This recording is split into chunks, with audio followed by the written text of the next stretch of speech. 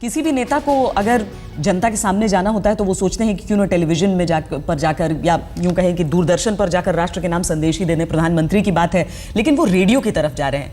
परवेज जी, radio की तरफ क्यों जा रहे हैं?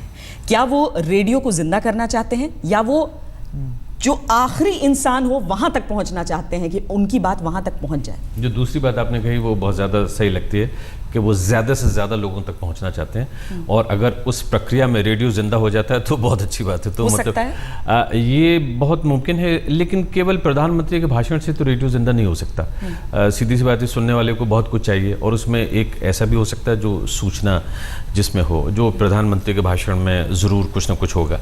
लेकिन ये कि ये जो एक स्टाइल है ये थोड़ा सा बोरो किया गया है अमेरिका से। अमेरिका में ये परंपरा खासी पुरानी है। रूजवेल्ट जब अमेरिका के राष्ट्रपति थे, तकरीबन 4 टर्म्स उन्होंने निकाली और 1945 तक रहे, तो उन्होंने ये परंपरा शुरू की थी कि हफ्ते में एक बार वो रेडियो के माध्यम से पूरे अमेरिका को और वहाँ की जनता को संबोधित करते थे और उसमें कुछ इंटरेस्टिंग बातें कहते थे तरह तरह की।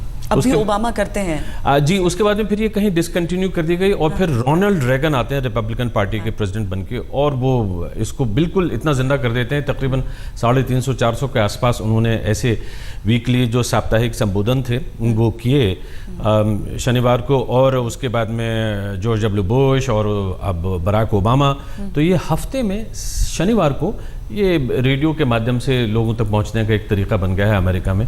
मुझे लगता है कि भारतीय प्रधानमंत्री का जो बुनियादी एक आइडिया है इसके पीछे शायद कहीं वहीं से आता है। उसकी वजह ये भी है कि उनके मीडिया मैनेजमेंट में काफ़ी इंटरेस्टिंग लोग शामिल हैं जो उनको तरह तरह से एडवाइस कर रहे होंगे यकीनन। और क्योंकि वो जो सारी चीज़ें हम देख रहे हैं वो साफ लगता है कि बहुत सोची समझी नीति के तहत है मीडिया मैनेजमेंट। अच्छी बात है, बुरी बात है?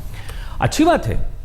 सरकारों को मीडिया मैनेजमेंट आना चाहिए, लेकिन थोड़ी सी चिंता की बात यह है कि जो मीडिया ऑर्गेनाइजेशंस हैं उनको ये भी समझ आना चाहिए कि कहीं उनका बाकायदगी से मैनेजमेंट तो नहीं हो रहा है। मतलब ये कि डोज के बाद डोज उनको दी जा रही है और वो एक ख्वाब के आलम में या सोते सोते या शायद एक अच्छी भावना को समझते हुए वो उसको भूल रहे हैं कि उनको उस पर थोड़ी सी नुक्ताचीनी की भी ज़रूरत है, थोड़ी सी आलोचना की भी ज़रूरत है। कहीं उनको ये भी देखने की ज़रूरत है कि क्या ये वाकई बहुत ज़रूरी है। जी चलिए, हम एक ब्रेक के लिए यहाँ पर रुक जाते हैं। ब्रेक पर जाते जाते आपको ये भी बता दें कि हिंदुस्तान ने एक और गोल्ड मेडल जीत लिया है एशियन गेम्स में। मेंस कबड्डी में भारत ने ईरान को एक बहुत ही रोमांचक मुकाबले में शिकस्त दी है।